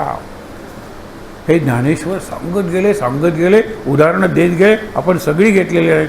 असो कोण म्हणलं? त्यांचे गुरु निवृत्तीनाथ. पुरे झालं, पाजला. आता गीतार्थाकडे या. गंमत बघा, ज्ञानेश्वरसुद्धा भारावून जातात तो. हे नातच निराळं आहे. वक्ता आणि श्रोता त्यांच्यात ऐक्य निर्माण होतं. त्यावेळेला काळ, वेळ, देह यांचं भान नाही उरत. इथे तेच झालं. असो हे एकैक वर्णिता अपार म्हणून विस्तार पुरे आता. परी तो रसौघ आवरी आणिक उजळी दीपक गीतार्थाचा संत अंतरंग मंदिरी मंगल करी उशक काल ज्ञानदेवा. संतांचं अंतरंग सांग आणि आमच्या मनमंदिरात दिवाळी कर साजरी म्हणून मंदिरी मंगल उशक काल. मंदिरातला म्हणजे मनातला अंधार घालव. संतांचं जे अंतरंग आहे ते वर्णन कर. संत म्हणजे आपल्याला ज्ञानेश्वर आणि ज्ञानेश्वरांना कृष्ण. कृष्णाचं अंतरंग सांग आणि मनाच्या या मंदिरातला जो अंधार आहे तो दूर कर. श्री गुरुनाथांचा म्हणजे निवृत्तीनाथांचा ऐसा हा आदेश ऐकून या दास निवृत्तीचा मग म्हणे आता बोलिला श्रीकांत. आत्तापर्यंत ज्ञानेश्वर बोलत होते, आता श्रीकांत काय बोलला म्हणजे कृष्ण भगवान. तेचे ऐका चित्त देऊन या. आता शेवटचा आपण निवडलेला श्लोक. काम क्रोध वियुक्तानाम यतीनाम यतचेतसाम अभितो ब्रह्मनिर्वाणम वर्तते विदितात म्हणून. म्हणजे सगळीकडे तुम्हाला आनंद आला पाहिजे. महाराज म्हणतात सकाळी बरं वाटतं पण संध्याकाळी नाही. बाबा देवघरातून बाहेर आले की 15 मिनटं देवासारखे असतात. मग पुढे देवसार असतात उघडच आहेत ना, पुढे ते त्रासच देणार आहेत आपल्याला. म्हणून देवघरातून 15 मिनटं मुलं थांबतात. कशाची परवानगी मागायला? पिकनिकची. मोठा म्हणतो धाकट्याला माग. धाकटं फार हुशार आहे बाबा, त्याचा टोनच बदललेला आहे. काय रे पिकनिक आहे, जाऊ का? जा की. तू काय कर, पक्ष्यांची आवड आहे ना, बायनॉक्युलर मी नवीन आणले ते घेऊन जा. तुला क्रिकेटची आवड आहे ना, छोटा ट्रान्झिस्टर आहे ना, उद्या फायनल आहे ते ऐकायला घेऊन जा. संध्याकाळी आले बाबा, आल्या आल्या टायरवर लाथ मारली. आई म्हणते बापरे काय मूड आहे बाबांचा. आता गेल्या बायनॉक्युलर, गेला तो ट्रान्झिस्टर, गेली पिकनिकची परवानगी. अशा वेळेला घरातली त्यातल्या त्यात जाणती आजी सांगते, मी सांगते त्याप्रमाणे कर. तेलात सुंदर भजी तळ. त्याने पुढच्या चाकाला लाथ मारली आहे ना, ती साहेबाला मारली आहे. कारण साहेबांनी सगळ्यांच्या देखत त्याला तुडवलं आहे. साहेबाला काय करणार आहे, उतरल्याबरोबर टायरला लाथ. हा मूळ आहे. नंतर म्हणतो अरे कुठल्या तेलात ही भजी तळली, धारा जाहिरात आहे तेलाची. आत्ता मी तुम्हाला हे सगळं सांगितलं ना, धारा नावाचं तेल होतं पूर्वी, त्याची जाहिरात आहे.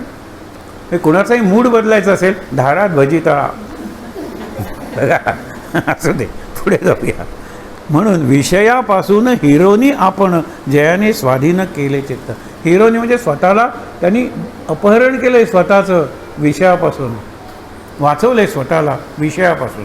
याचा अर्थ खायचं नाही प्यायचं नाही असं नाही हो. इतकं खायचं नाही इतकं प्यायचं नाही की स्वतःला विसरून जायचं. एक फार सुंदर गोष्ट आहे, सांगायला हरकत नाही कारण थोडंच उरलेलं आहे म्हणून. टॉल्स्टॉयची गोष्ट आहे, the best is yet to come. एक इंप आहे. इंप म्हणजे साधं भूत हां, आणि सैतान म्हणजे सगळ्यात वरचा CEO वगैरे. मग भूत आहे, पिशाच्य आहे, निरनिराळ्या त्याच्या कॅटेगरीज आहेत. या भूताला प्रमोशन पाहिजे, निदान पिशाच्य. भूत सगळेजण भूत भूत करतात. तो सैतान सांगतो की एक असं काम कर की एक व्यक्ती आपल्या पार्टीला आला पाहिजे. आपल्या पार्टीला, सैतानाच्या पार्टीला ना, म्हणजे दुसऱ्याला शिव्या साथ देणारा, फसवणारा, खोटं बोलणारा, हिंसा करणारा, असं काहीतरी कर. हे सगळं रेकी करतं भूत, बघतं सगळीकडे. आणि एक शेतकरी आहे, गरीब आहे बिचारा, एक लोफ ऑफ ब्रेड आणि काहीतरी घेऊन येतो जेवायला. काम करतो, भूक लागते, जेवायला येतो. हे काय करतं भूत, ते पळवतं त्याची शिदोरी. काहीतरी त्यांनी भाजी वगैरे आणली असेल आणि एक ब्रेड लोक पळवतं आणि बघतो तो काय करतो आहे. त्यांनी शिव्या दिल्या चोराला, आला आपल्या पार्टीला, त्याला घेऊन जायचं. बघा ह्या आपल्या पार्टीला एक माणूस मिळवला आहे मी. तो म्हणतो की देवा, ज्याने हे चोरलं आहे त्याचं कल्याण कर, कारण माझ्यापेक्षा त्याला त्याची जास्त गरज असेल. मी काय आत्ता पाणी पिऊन पोट भरू शकतो, पुन्हा कामाला जाईन. त्याने माझ्यावर उपकारच केला, कारण मी अर्धा तास जेवून अर्धा तास विश्रांती घेणार होतो, आता मी परत कामाला लागतो. धन्य त्या चोराची. खोटं बोलायचं नाही, भूतं खोटं बोलत नाहीत. हे लक्षात घ्या. माणसं काय, अगदी सुतासारखी माणसंसुद्धा भूतापेक्षा जास्त वाईट होतात. म्हणतात ना, हम चोरों के उसूल होते. आम्ही चोर एकमेकाला फसवत नाही. तुम्हाला फसवू, खिसा कापो, पण जर आमचं ठरलेलं हाफ तर मला 500 आणि तुम्हाला 50 मिळाले, बरोबर अर्धे करतो. हमारे चोरों के उसूल होते प्रिन्सिपल्स. तसं या भूतांचं खरं जाऊन सांगतो की त्याचा एकुलता एक ब्रेड मी पळवला. मग काय झालं? त्यांनी शिव्या नाही दिल्या, दुवा दिला की ज्याचं कल्याण कर. तो म्हणतो की तुला आणखीन एकच संधी देतो, आता जर केलं नाहीस, टॉल्स्टॉयचं इंग्लिशमध्ये फार, I will have you duck in Ganga. काही शिक्षा आहे? आता जर जमलं नाही तर मी गंगेत तुला बुडवेन. आपल्या दृष्टीने गंगा म्हणजे उद्धार करणारी, भूतांच्या दृष्टीने ती.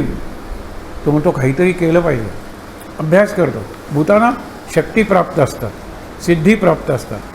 म्हणून तो संध्याकाळी तो गेल्यानंतर येतो, म्हणतो तुमचं शेत किती आहे? मला म्हणाला मौसम कळतो, यावर्षी पाऊस कमी पडणार आहे, म्हणून दलदलीचा भाग तुमच्या शेताच्या तिथे आहे, त्या दलदलीच्या भागात आपण काहीतरी पेरूया. इतरांची पिकं जळून जातील, पाऊस कमी आहे, भयंकर ग्रीष्म असणार आहे, उन्हाळा. दलदलीत लावतो, बाकीच्यांना नाही, ह्याला भरपूर पीक मिळतं. दुसऱ्या वर्षी सांगतो पाऊस भरपूर पडणार आहे, लोक दलदलीत लावतील, आपण डोंगराच्या उतारावर लावूया, ते पाऊस पडला वाहून गेला, याला भरपूर पीक. 2-3 वर्षानंतर गावातला श्रीमंत म्हणतो तो. आता म्हणला माझ्या कोर्टमध्ये तो आला.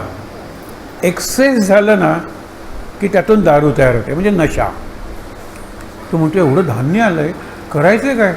लोकांना फुकट वाटलं तरी नको आहे, मग काय करायचं? आता ते कुजून जाईल. जाऊ दे कुजून, मी तुम्हाला मार्ग दाखवतो. अन्न कुजवूनच दारू तयार करतात ना, फर्मेंटेशन ज्याला म्हणतात, मी तुम्हाला मार्ग दाखवतो. आता तो त्या अन्नाची धान्याची दारू करतो, दारू विकतो, आणखीनच श्रीमंत होतो. तो इतका श्रीमंत होतो आणि नंतर हे भूत सैतानाकडे जातं. Sir please come and see what miracle I have done. मी काय चमत्कार घडवलेला आहे, बघायला या. येतात ते, बायकोला म्हणतात आणतो पहिला पेला. बायकोला जरा ठेच लागते आणि सांडतं. तो सगळ्यांच्या टेकत बायकोला एवढं मारतो. सैतान विचारतो हाच तो माणूस? त्याचा एकुलता एक लोफ ऑफ ब्रेड घेतला तरी तो दुवा देत होता.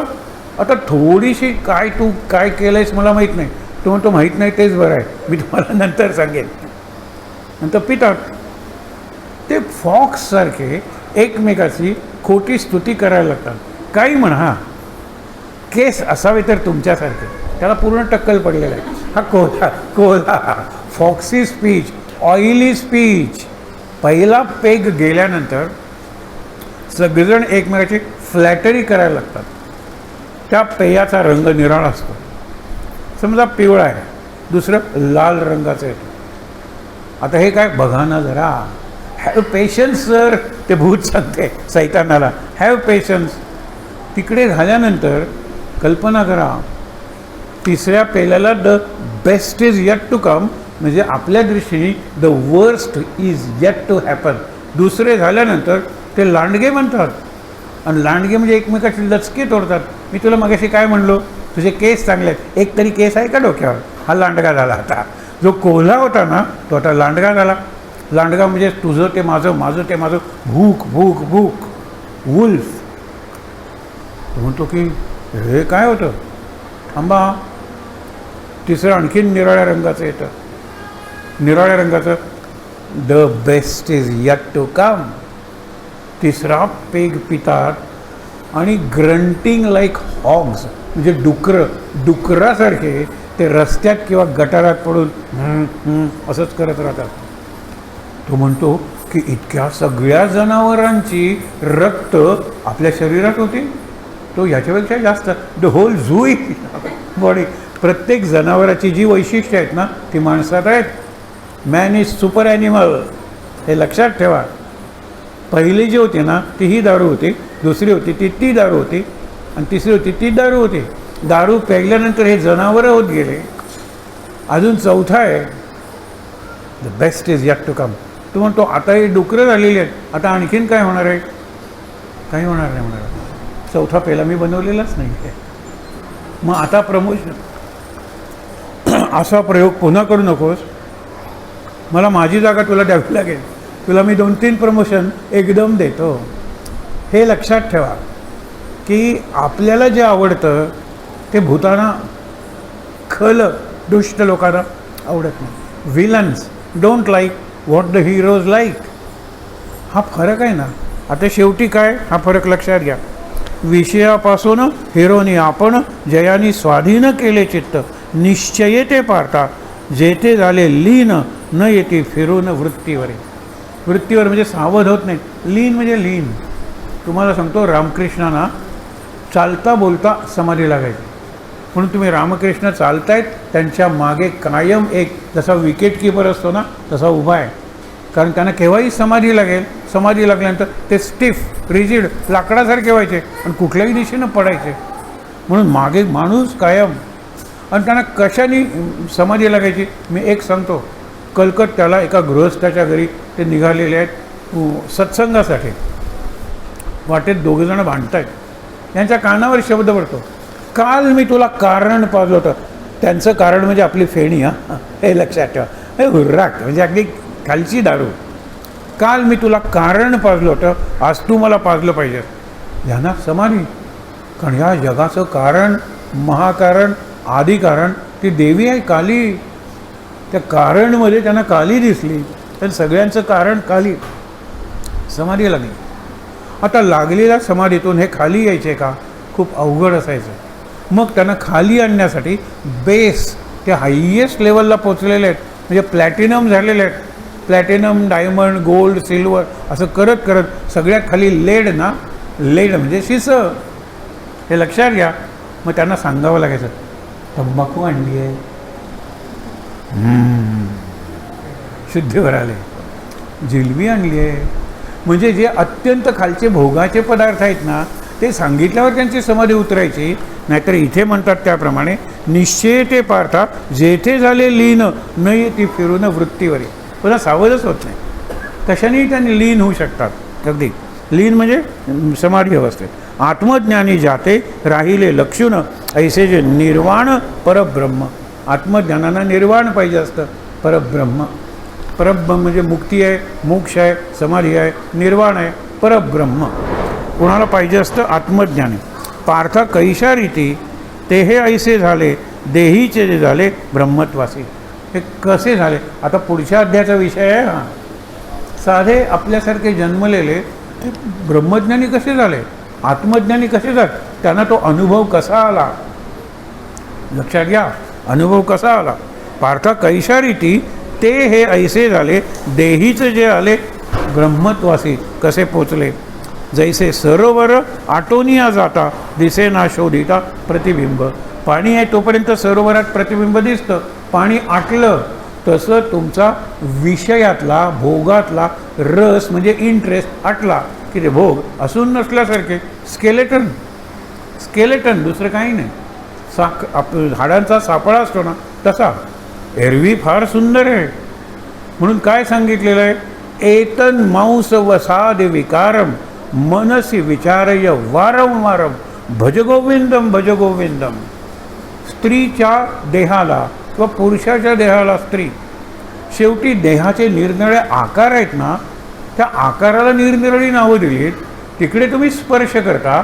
त्या स्पर्शातून तुम्ही सुख घेता. राहणाऱ्या 20 वर्षांनी हा देह असा, 40 वर्षांनी, 60 वर्षांनी, 80 वर्षांनी. मग जो कायम आहे मी बाहेर रत होत गेले. ती पिंगला म्हणते भागवतातली वेश्या आहे ती. बाहेर रत होत गेले. बाहेरच्या रंगात रंगत गेले. पण आता कितीही चेहरा रंगवला तरी माझ्यात रंगायला कोणी तयार नाही. मी म्हातारी झालेली आहे. मेकअप काढते, हे काढते, सगळं फेकून देते. आतून तिला आवाज ऐकू येतो की आतला जो श्रीरंग आहे त्याच्या रंगात मी रंगले असते तर म्हातारी काय मरेपर्यंत अमर झाले असते. मरूनसुद्धा. मग आता आतल्या श्रीरंगाशी रंगायचं. ही मिरेची अवस्था आहे. ती त्या पिंगलेची झाली. ती वेश्या असली तरी थांबून तिला गुरु केलेलं आहे. खरं वैराग्य काय हे मी तुझ्याकडून शिकलो. खरं वैराग्य. खोटं काय काहीच उपयोग नाही. म्हणून तैसे मनपण मनाचे सकळ लोपता समूळ. मनाचं मनपण म्हणजे माइंडचा माइंडनेस मनपण हे काय झालं पाहिजे. लोपता समूळ धनंजया मग तेथे कोठे अहम भावारिक विकारते देख राहतील. मन ही घर आहे. विकारासाठी काम, क्रोध, लोभ हे राहतात कुठे? मनात राहतात, देहात नाही राहत, हातात नाही राहत. आपण उपवास करायचा ठरवला ना तर आपण निर्जली उपवास करू शकतो. निरनिराळी पेयच म्हणून नाही, आज माझा उपवास आहे, हे कोण ठरवतं? बुद्धी ठरवतं. आज्ञा कोणाला देते? मनाला देते. उपवास मोडायचा आहे कोणाला? इंद्रियांना. इंद्रियांवर नियंत्रण मनबुद्धीचं. हे जमलं पाहिजे, हे ते सांगतायत. म्हणून मग म्हणून या पाही असूनही देही ब्रह्मची तो होई स्वानुभवे. अनुभव घ्या. किती आहारी जायचं आहे. आहाराचा आहार बनू नका, हे एक वाक्य आहे. आहाराच्या आहारी जाऊ नका. म्हणून म्हणतात ना, पहिल्यांदा मी सिगरेटला ओढतो, नंतर सिगरेट मला ओढते म्हणजे 4-4 किलोमीटर ओढते. तो ब्रँड मिळत नाही तोपर्यंत आमच्यापाशी टाईम टेबल करायला असलेला एक शिक्षक मित्र, हे जरा टाईम टेबल म्हणजे डोकेदुखी आणि इतक्या डिव्हिजन्स किती बघायचं असतं. ते सिगरेट पाहिजे आणि त्याला त्याचा ब्रँड मिळत नाही. हा 4 किलोमीटर येतो आणि ब्रँड सिगरेटचा न मिळाल्यामुळे वेडापिसा होतो. इकडे त्याला दिसते मुंबई, पणजी किंवा कुठली तरी बस, त्या बसमध्ये बसून जायला लागतो. इकडे हा आमच्याकडे नाही आहे, तिकडे तो घरी पोचलेला नाही आहे. पोलीस शोध कुठे घेणार? अशी होती परिस्थिती. पहिल्यांदा मी सिगरेट ओढतो, नंतर सिगरेट मला ओढते. पहिल्यांदा मी दारू पितो, नंतर दारू मला प्यायला लागते. जोपर्यंत दारू मला पीत नाही तोपर्यंत दारू सुटू शकते. जोपर्यंत सिगरेट मला ओढत नाही तोपर्यंत सिगरेट सुटू शकते. मग केव्हा सुटू शकते? मी 2 नियम सांगतो तुम्हाला, अनुभव घेऊन सांगतो. पहिला नियम, त्याचा अनुभव मी घेतलेला आहे. सिगरेट ओढण्यापूर्वीच सिगरेट सुटतो. दारू पिण्यापूर्वीच, दारूचा पहिला घोट पेलासुद्धा नाही, पिण्यापूर्वीच दारू सुटते. आणि दुसरं म्हणजे आत्ता मी पेला पितोय, हा एकच पितो, कधी दारू सुटणार नाही. आहे तो फेकून मारला, सिगरेट आहे ती फेकून पायाखाली तुडवली, तो सुटेल. आहे ते सोडलं पाहिजे. हे एक करूया, आणखीन एक करूया, मग 2 केले तर तिसरं करायला सुटणार नाही तो. आणखीन एक पद्धत आहे, काय अप्रतिम आहे. गिरीशचंद्र घोष हे बंगाली चांगले नट, डायरेक्टर आणि लेखक, पण दिवसभर दारू. रामकृष्णांचे भक्त. रामकृष्णांसमोर जाताना सुद्धा त्यांना लाज वाटायची, पण ते म्हणायचे आला माझा गिरीश. आई जाते, ते तुम्हाला मानतात देवासारखं. दारू सोडवाना तुम्हाला मी कितीदा तरी सांगितलं, पण आई तुला आतून वाटतं ना आपल्या मुलांनी दारू सोडायची, सुटली, काय करणार? गंमत कर बघ. ते म्हणाले गिरीश ये रे, पाहिजे तेवढी दारू पी रे. सगळेजण तुझ्या दारू पिण्याविषयी तक्रार करतात. मी सांगतो पाहिजे तेवढी दारू. दारू पहिल्यात ओतल्यानंतर तू आता डायरेक्टर आहे, लेखक आहेस नाटकांचा, यू कॅन सी इमेजेस, तू प्रसंग वगैरेचं वर्णन करू शकतोस. दारू पहिल्यात ओतल्यानंतर आईचा चेहरा बघ. आईची परवानगी घे, पाहिजे तेवढी दारू पी. आईचा चेहरा बघतो. आई म्हणते कशाला रे मुला पितोस? ओतून देतो, पुन्हा ओततो. मुला आरोग्याचा नाश का करतोस रे? ओतून देतो. पोरा पिऊ शकत नाही तो, दारू सुटली त्याची. हे आणखीन एक आहे, पण रामकृष्णांनी सांगायला पाहिजे. बघा, रामकृष्णांचा तो अधिकार आहे. दारूच्या पहिल्यात आईचं चित्र बघ. कोणती आई मुलाला दारू पी म्हणून परवानगी देईल? आणि जो माहीत आहे इतका दारूने आपला मुलगा वाया गेलेला आहे, हे लक्षात ठेवा. आणि म्हणून शेवटी काय सांगतात? म्हणून या पाही असोनीही देही ब्रह्मची होई स्वानुभवे. हे सगळ्यात सुंदर हो. मन पवनाची क्रमोनिया वाट आले व्योमी नीट म्हणून या. व्योम म्हणजे आकाश. आपण हे आणखीन सोपं करून म्हणतो, मन पवनाची बांधून या गाठ दावी आली वाट गगनाची. काय सुंदर आहे. मन म्हणजे माइंड, वारा म्हणजे विंड म्हणजे श्वास. श्वास आणि मन यांची गाठ मारा आणि त्यांना गगनाची वाट दाखवा. खालची सुद्धा वाट दाखवता येते, अधप्पात सुद्धा होईल. मनाचे गुलाम व्हाल, मनाचे स्वामी व्हा. मन पवनाची इथे काय म्हणलेलं आहे? तैसे मन पवनाची क्रमोनिया वाट. मन आणि पवन म्हणजे माइंड अँड ब्रेथ फार महत्त्वाचं आहे. आज पहिला दिवस आहे, का नाही आपण करायचो? म्हणजे माइंडफुल ब्रीदिंग. मी नवीन शब्द वापरतो, mindful breathing. I am aware that I am breathing. I am aware that my breathing is arrhythmic. There is no rhythm in my breathing. I have to bring it. I will count 1 2 3 4. I will count 1 2 3 4 5 6. Rhythm येईल. मी माझ्या श्वासाची आणि मनाची गाठ मारली आणि त्यांना वरची वाट दाखवायला महाराज आहे. सुटलो मी, खरंच सांगतो. अरे इतका आनंद. श्वासाचे रोग महाराजांच्या पायाशी बसून सांगतो. 1969ला मला ते इझोफिलिया वाढून इतका अस्थमा. ते म्हणाले गोवा सोडा because it is coastal climate, आणि शिक्षण सोडा, त्या चॉकची डस्ट तुम्हाला जाते आणि त्याची ॲलर्जी आहे. मी आईला म्हणाले हे लवकर सोडून ये आई. वडील म्हणतात बिलकुल येऊ नकोस, कारण तू जर स्वच्छ असशील, तू जर मेरिटवाला असशील आणि तू जर वरच्या जातीचा असशील, महाराष्ट्रात येऊ नकोस. स्पष्ट सांगितलं आहे तिथे राहा. You fight with your health. नंतर ह्यांनी मन पवनाची बांधून या गाठ डावी आली वाट गगनाची. तुम्हाला मी खरं सांगतो, ज्यावेळेला मी कॉलेजमध्ये शिकवत होतो, एक लेक्चर झाल्यानंतर दुसरं सबस्टिट्यूट म्हणून लेक्चर घेताना दमछाक व्हायचे. मी त्यांना डिक्टेशन वगैरे द्यायचो. संध्याकाळी आल्यानंतर जे झोपायचो जमिनीवर, आणि त्याला मी अर्थिंग शब्द वापरायचो. रिअल अर्थिंग, फक्त जमिनीवर. घरात नाही आहेत म्हणून सांग किंवा झोपलेत म्हणून सांग. इतका दमायचो. एक लेक्चर म्हणजे बी एडचं माझा तो दिवस होता. आता इतकी वर्ष झाल्यानंतर, ते वर्ष 1970, 1970, 30 आणि ही 25, 55 वर्षापूर्वी, I feel healthy, breath wise, breathing wise आणि पीस ऑफ माइंड वाईज. त्यांनी त्यावेळेचे प्रसिद्ध डॉक्टर होते गोव्यातले, शरद वैद्य. ते म्हणाले तुम्ही फक्त 75 सालापर्यंत जगाल, गोव्यात राहायला लागतात. 75, 6 वर्ष तुम्ही हे सहन कराल. Your asthma will be so chronic, you will not live. अस्थमावर औषध नाही आहे. महाराज म्हणतात अस्थमावर औषध म्हणजे मनाचे श्लोक, अस्थमावर औषध म्हणजे राम नाम, अस्थमावर औषध म्हणजे ध्यान. हेच करायला लागलं. ते इझोनोफिल काउंट अजूनही माझा जास्त आहे, त्रास होत नाही. मन पवनाची बांधून या गाठ डावी आली वाट गगनाची वर. आता शेवटच्या 4 ओव्या वाचूया आणि थांबूया. मन पवनाची क्रमोनिया, म्हणजे चालत गेले आणि आले व्योमी. व्योम म्हणजे आकाश.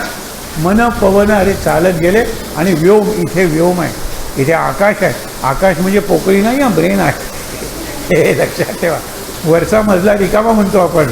हे आकाश आहे ना, ते अवकाश आहे, स्पेस. दोन्ही त्याच्यामध्ये स्पेस. आणि स्पेस जितकी जास्त, तितकी माझी मेमरी, तितकी माझी बुद्धी, तितकी माझी स्मृती, तितकी माझी कल्पनाशक्ती आणि तितकी माझी रिझनिंग पॉवर जास्त. हे लक्षात घ्या. मग जितक्या तुमच्या मेंदूला वया जास्त, वया म्हणजे रिंकल, तितके तुम्ही बुद्धिमान. आणि ज्याला बुद्धी नसते त्याचे मेंदू आयर्न केल्यासारखा असतो.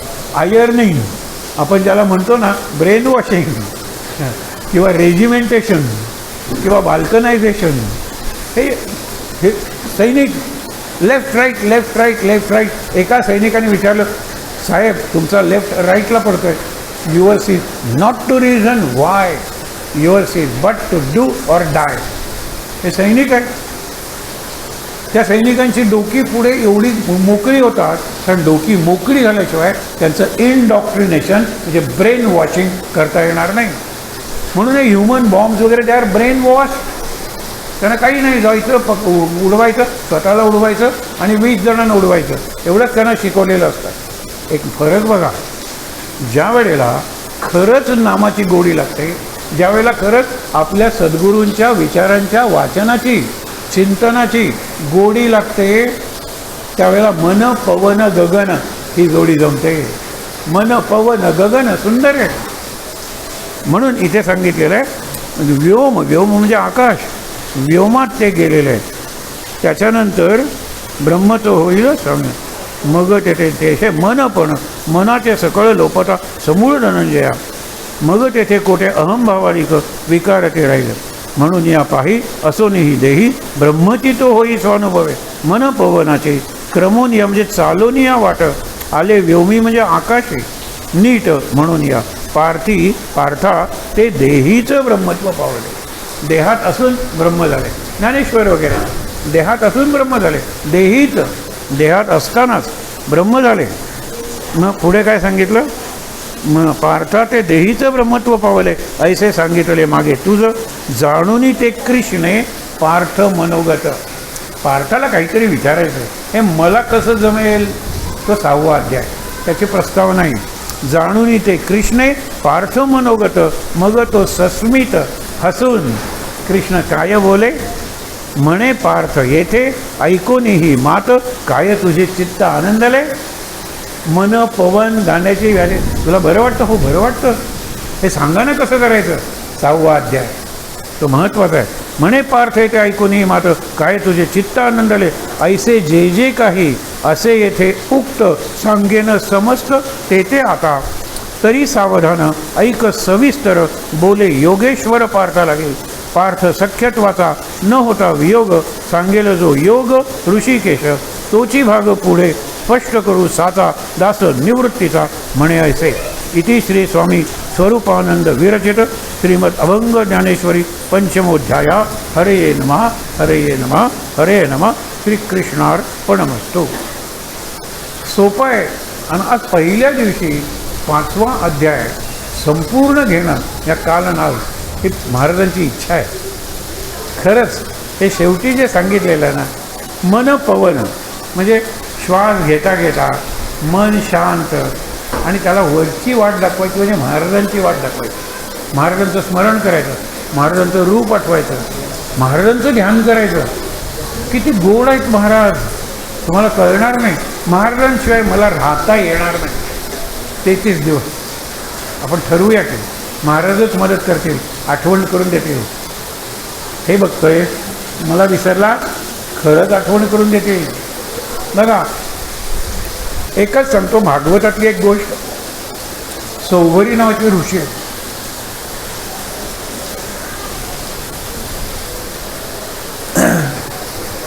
परवा भागवत सांगितलं, अनेकांनी सांगितलं, ती गोष्ट मला आवडली.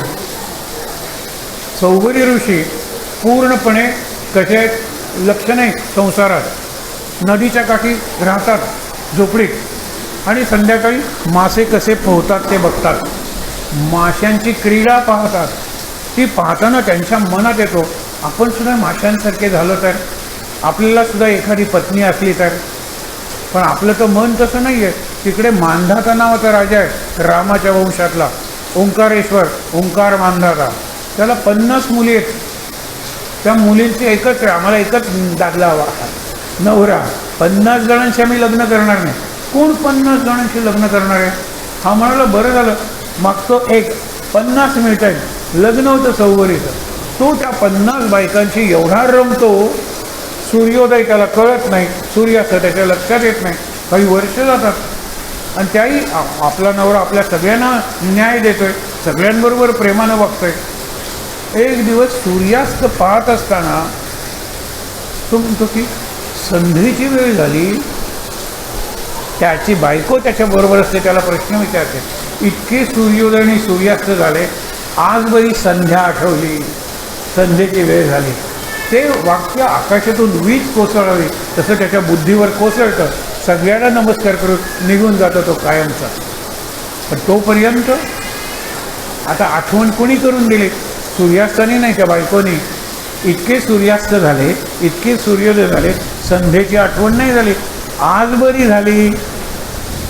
तो म्हणतो, अगे इतके दिवस झाली नाही, हेच माझं चुकलं, आता मात्र मी तुमचा नाही. 33 दिवस सांगूया महाराज फक्त तुमचा. सगळ्यांच्यात महाराज पाहूया ना. या मुलीत महाराज पाहणं मला काही अवघड नाही.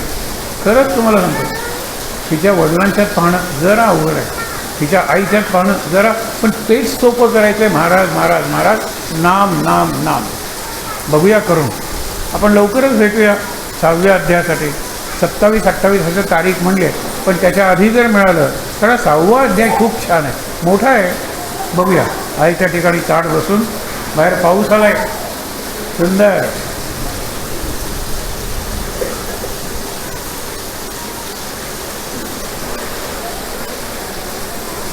श्लोक म्हणूया सदा सर्वदा आणि शांतीपाठ ओम सहनाभवतु.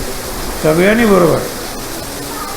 सदा सदा सर्वदा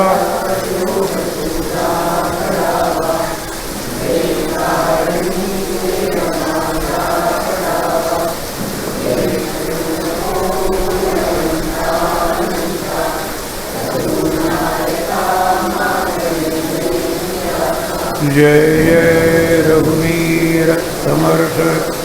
ओम सहना भवतु सहनौ भुनक्तु सह वीर्यं करवावहै तेजस्विनावधीतमस्तु मा विद्विषावहै. ओम शांति शांति शांति. तीनदा दीर्घ श्वासोच्छ्वास. बाहेरचं निसर्गाचं रौद्र रूप त्याच्याशी थोडंसं एकरूप होण्याचा प्रयत्न करूया. मन भिजतंय. छान. तीनदा दीर्घ श्वासोच्छ्वास.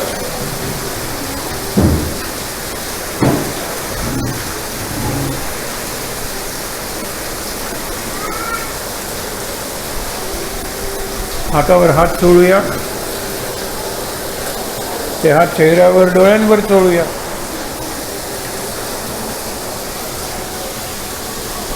अगदी सावकाश डोळे उघडून नेहमीप्रमाणे बाकीच्या देवांची संतांची दर्शनं घेऊया. पण बालकृष्णाचं कन्हैयाचं दर्शन डोळ्यात मनात साठवत शांतपणे आरतीसाठी तयार राहूया. सगळ्यांना नमस्कार करूया. महाराज महाराज महाराज.